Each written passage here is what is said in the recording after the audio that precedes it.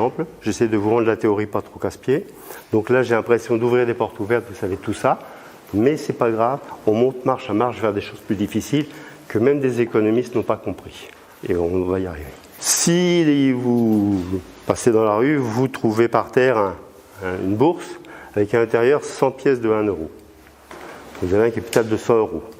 Je ne pense pas que vous allez ni le jeter à la mer, ni le ramener chez les gendarmes parce qu'on sait où vont aller les pièces à conviction, les pocket, des choses de genre. Donc, a priori, vous pouvez peut-être les garder pour plus tard, mais un jour ou l'autre, vous allez vous en servir. Pourquoi ? Pour dépenser, pour acheter.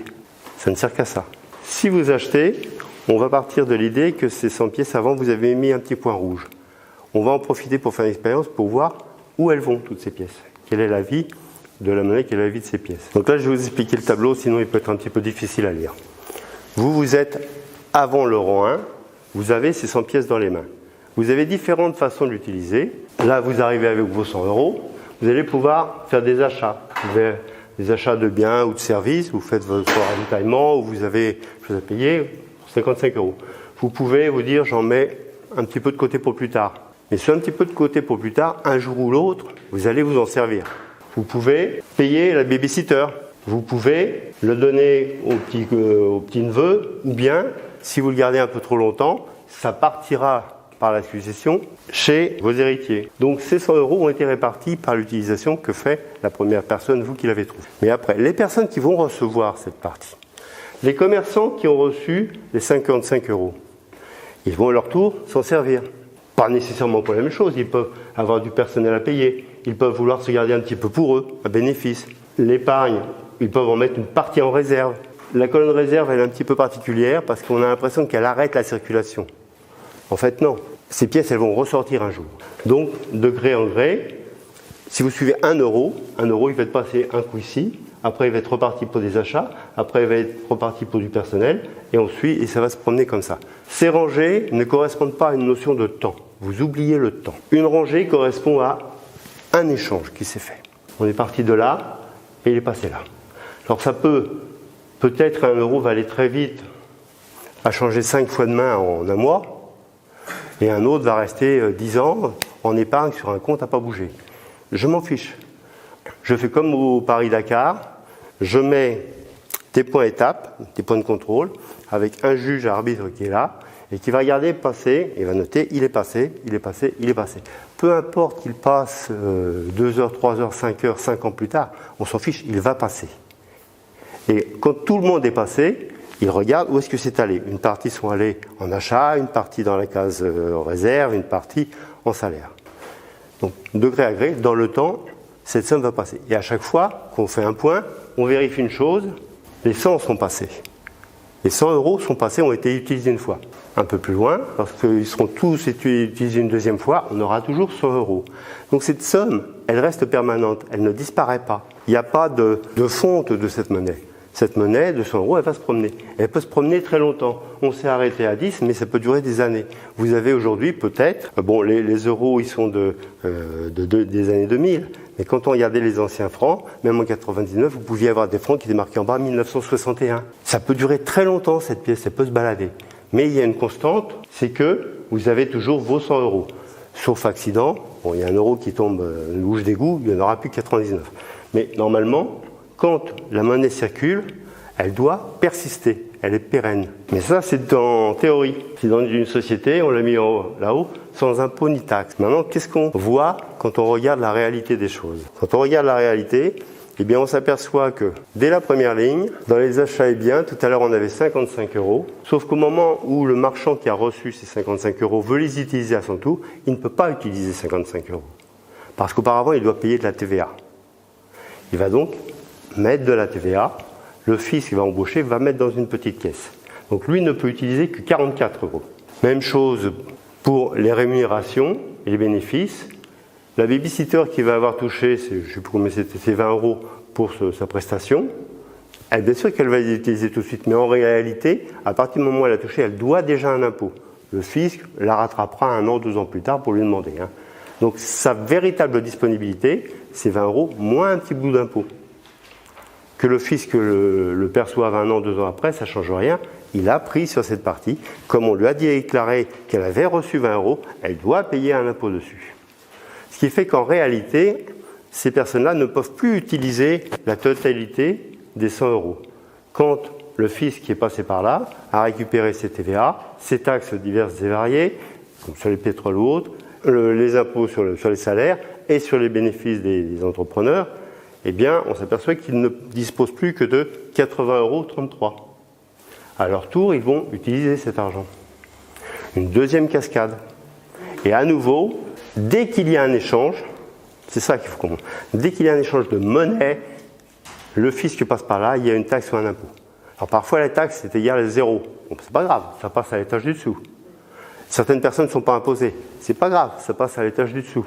Pour mon exemple, je vais bloquer les caisses de l'État. Je vais dire, vous ne réutiliserez ça que quand ce sera arrivé. Mais pour l'instant, je dis que ça passe par les caisses de l'État. Et que vous ne pouvez pas y échapper. Dès qu'il y a une transaction, il y aura un impôt ou une taxe. Nous sommes d'accord ?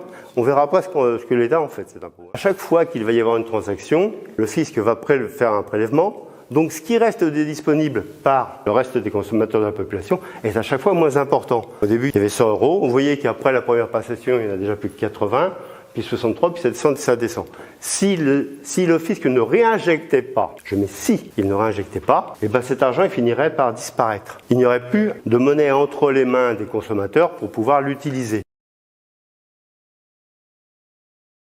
Les 100 € de départ vont passer en totalité dans la caisse de l'État, qui va les recycler, bien sûr. Mais pour dire que c'est un passage obligé, tout euro qui circule aujourd'hui passera un moment ou l'autre, aujourd'hui, dans 6 mois, dans 1 an, dans 10 ans, dans 30 ans, par les caisses de l'État. OK ? Alors, maintenant je vais arriver à une conclusion, et c'est là où on se démarque. Je vous ai dit, on a trouvé un sac avec 100 pièces de 1 €. Mais si c'était votre employeur qui vous avait versé 100 € de net, les 100 € en question vont suivre le même chemin. Si, au lieu que ce soit votre employeur qui vous verse ça, c'est l'État qui vous fait un versement de 100 €, soit parce que vous êtes fonctionnaire, soit parce que vous êtes un de ses fournisseurs, soit parce qu'il vous accorde une prestation sociale, il vous donne 100 €. Le même schéma va être conservé. Alors ce que je veux démontrer là, c'est que quand l'État dépense 100 €, un jour ou l'autre, peut-être dans 50 ans, il aura récupéré ces 100 €. La fiscalité permet de faire retourner dans les caisses de l'État l'argent qu'il a fait. Donc, quand l'État dépense 100 €, il sait que dans un délai qui lui est inconnu, il va récupérer 100 € en ressources. On est en train de faire une démonstration que même les Nobel n'ont pas compris, c'est que quand l'État fait une dépense, il va la récupérer. Quand on dit je vais réduire les dépenses pour faire de l'austérité, je réduis mes ressources futures. Je m'appauvris. C'est ce qu'on constate. Quand on fait ce genre de choses, on dit je fais une dépense, je vais récupérer en ressources équivalentes. Je dis quoi ? Je dis que les dépenses, elles sont a priori, elles sont antérieures aux ressources. Toute la théorie actuelle et le système économique actuel dit l'inverse. Dit l'État a des ressources, il va voir comment il l'utilise. Ça, c'est un budget de ménage. Quand vous créez une entreprise, vous commencez par aller chez le banquier, chercher de l'argent pour mettre des actifs. Vous commencez par les dépenses. Et après, vous allez recevoir des ressources. Tout le raisonnement du système économique actuel, de la comptabilité nationale, de la Cour des comptes, c'est de dire qu'on a un budget de ménage. Et elle est là l'erreur. Le budget de l'État fonctionne comme celui d'une entreprise. Sauf que l'entreprise, elle va avoir plus de ressources ou moins de ressources que les dépenses engagées. Là, on a un cas exceptionnel, c'est toujours égal. Comment peut-on me dire aujourd'hui que les dépenses budgétaires de l'État vont être fonction des ressources d'il y a 3 ans, alors que je sais qu'elles vont me générer exactement le même montant en ressources. Sans compétition entre États. Sans compétition entre États. Tout à fait. Alors, il y a une fuite là-dedans, vous avez raison, ce sont les échanges entre États. Voilà. Ça, c'est un deuxième morceau. Mais si on était dans un vase clos, dans une autarcie, ça fonctionne comme ça. Et l'Europe, c'est encore pire parce que là, on a tout mélangé. Donc, si vous admettez ça, vous admettez quelque chose que les économistes n'acceptent pas aujourd'hui, mais qui est en train de disparaître. La théorie quantitative de la monnaie, c'était ça, et ça a fondé le système néolibéral. Aujourd'hui, depuis 2015, vous avez les plus hautes sommités économiques du monde. Madame Janet Yellen directrice générale de la Banque fédérale des États-Unis, M. Kaushik Basu, économiste-chef du Fonds monétaire international, M. Paul Krugman, prix Nobel d'économie en 2008, qui a réuni le 5 janvier 2018 les 60 meilleurs économistes, selon lui, la crème des économistes, qui ont tous reconnu une chose, notre système ne fonctionne plus. Ils ne comprennent pas, l'économie actuelle ne se réagit pas comme le prévoyait le modèle. Et ils cherchent pourquoi. Et vous avez d'autres groupes d'économistes, dont je fais partie, mais il y en a de bien plus illustres, qui ont vu depuis longtemps que les dépenses précédaient les ressources. Ils ont vu d'autres choses aussi. Ils ont vu que de cette façon, si l'État a la possibilité de créer sa propre monnaie, il ne sera jamais en faillite. Parce que s'il crée de la monnaie qu'il l'injecte en dépenses supplémentaires, c'est pas gênant, il va la récupérer. Il ne va pas se mettre en déficit, il va avoir un problème de trésorerie. Tout le monde confond le déficit budgétaire avec le déficit de trésorerie. Pendant un temps, il n'a pas tout de suite l'argent. Et il va aller l'emprunter. Et ça va lui créer des dégâts terribles. C'est quand il va l'emprunter, avec le tableau qu'on a vu tout à l'heure, il va emprunter 100 millions, il va les mettre dans l'économie, sous un délai de 5-6 ans, il récupère ces 100 millions. Il va les rendre à son prêteur, on est d'accord. Sauf qu'il y a une chose, c'est que le prêteur va lui demander des intérêts. Et ces intérêts, il ne peut pas les payer. Parce que s'il fait, ses ressources sont toujours identiques à ses dépenses, il ne fait pas de déficit, mais il ne fait pas d'excédent. Et c'est ce qui bloque la machine et qui crée la dette. Ce ne sont pas les déficits qui créent la dette, ce sont les intérêts qu'il ne peut pas payer. Cette théorie, qu'on appelle